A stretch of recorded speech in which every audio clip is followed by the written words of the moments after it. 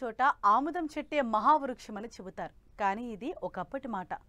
ఆముదం పంట కూడా మంచి వ్యాపార విలువతో ఆశాజనకమైన ఫలితాలను అందిస్తోంది. అందుకు తగ్గట్లుగానే హైబ్రిడ్ రకాలు అందుబాటులోకి రావటంతో చాలా మంది రైతులు ఆముదం సాగుకు మొగ్గు చూపుతున్నారు. అయితే ఆయా ప్రాంతాలకు అనువైన రకాలు, వాటి గుణగణాల గురించి తెలియజేస్తున్నారు శాస్త్రవేత్త నళిని.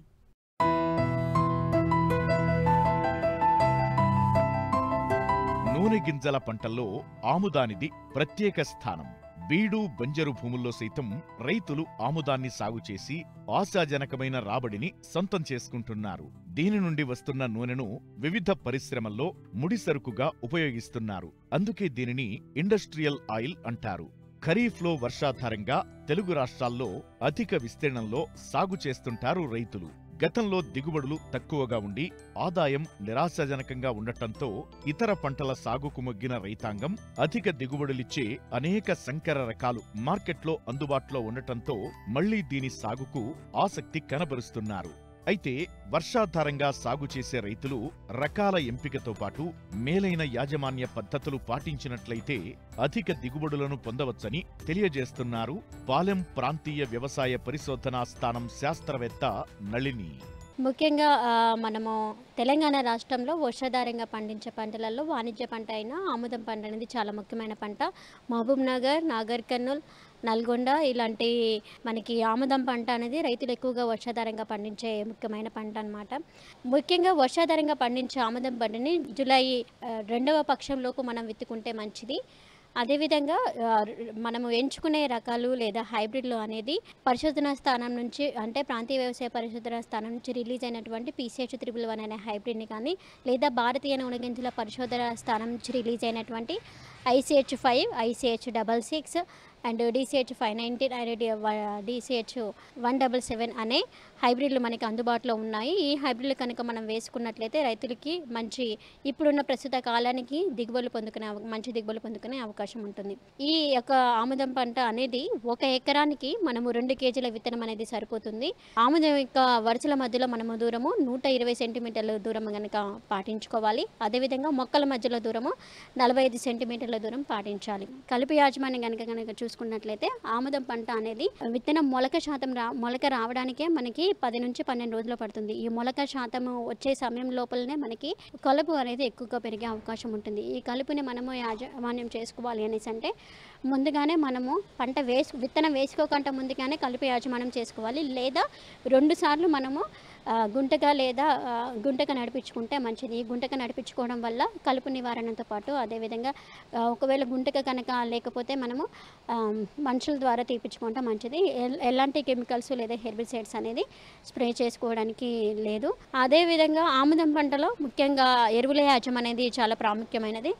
మనకి ఆముదం పంట అనేది నూనె గింజల పంట. సో నూనె గింజల పంటకి ముఖ్యంగా సల్ఫర్ అనే ఒక పోషకం అనేది ఎక్కువగా ఉపయోగపడుతుంది నూనె శాతం పెరగడానికి, లేదా గింజ కూడా గట్టిగా ఉండడానికి.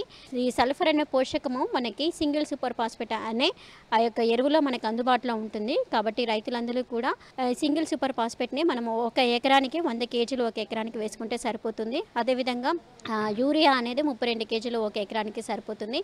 అదేవిధంగా 20 కేజీల పొటాషియం మనం వేసుకుంటే సరిపోతుంది. 100 కేజీల సింగిల్ సూపర్ ఫాస్ఫేట్ని విత్తనము వేసుకోకంటే ముందు మనం ఆఖరి దిక్కులో కనుక మనం వేసుకోవాలి. ఆఖరి దిక్కులో వేసుకున్నట్లయితే మనకి మొక్క యొక్క వేళ్ళు సరిగ్గా బలంగా ఉండడానికి, వేళ్ళు మంచిగా రావడానికి ఉపయోగపడుతుంది. ఎప్పుడూ కూడా భాస్వరామణ ఎరువుని DAP రూపంలో కానీ పైపాటిగా కానీ వేసుకోనకూడదు.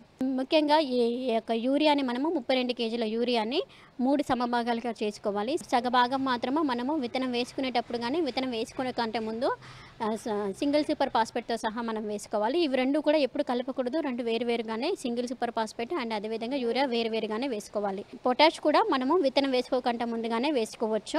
యూరియా మిగిలిన సగభాగం మాత్రము 30 రోజులకు ఒకసారి, అంటే 16 కేజీల యూరియాని 8 కేజీలేమో 30 రోజులకు ఒకసారి, మిగిలిన 8 కేజీలేమో 60 రోజులకు ఒకసారి మనం వేసుకున్నట్లయితే మొక్కకి సరైన సమయంలో మనము సరైన మోతాదులో మనము ఎరువును అందించినట్లుగా ఉండడం వలన మొక్క మంచి ఎదుగుదలతో పాటు మంచి దిగుబడులు పొందే అవకాశం ఉంటుంది. నీటి యాజమాన్యం చూసుకున్నట్లయితే ఒకవేళ వర్షాధారంగా పండించిన పంట కాబట్టి దీనివల్ల పూత సమయంలో నీటి ఎద్దడికి గురి కాకుండా చూసుకోవాలి. అదేవిధంగా విత్తిన మనకి 90 నుంచి 100 రోజుల మధ్యలో మనకి మొదటి కోత వస్తుంది. మొదటి కోత వచ్చిన 20 నుంచి 25 రోజులకి రెండవ కోత వస్తుంది. రెండవ కోత వచ్చిన 20 నుంచి 25 రోజులలోపు మూడో కోత వస్తుంది.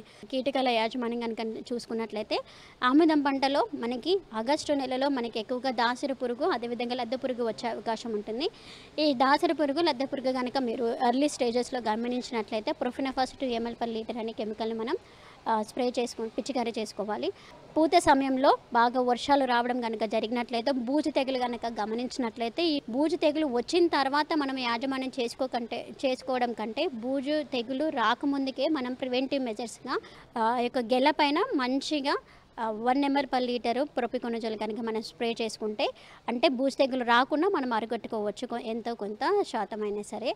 అదేవిధంగా ఒకవేళ బూజు తెగులు వచ్చి మనకి మొదటి గెల లేదా రెండో గెల ఏదైనా సరే మనం పోయినట్లయితే ఆ మొదటి గెల రెండో గెల పోయిన తర్వాత మళ్ళీ మనకి 20 kg యూరియాని కనుక మనం అప్లై చేసుకొని మళ్ళీ రెండో గెల లేదా మొదటి గెల పోతే రెండో గెల నుంచి మనము పంట దిగుబడి అనేది పొందుకునే అవకాశం ఉంటుంది. ఈ రకమైన మేలైన యాజమాన్య పద్ధతులు కనుక పాటించుకున్నట్లయితే ఆముదం పంటలో మనకి వర్షాధారంగా కూడా మంచి దిగుబడులు పొందుకునే అవకాశం ఉంది.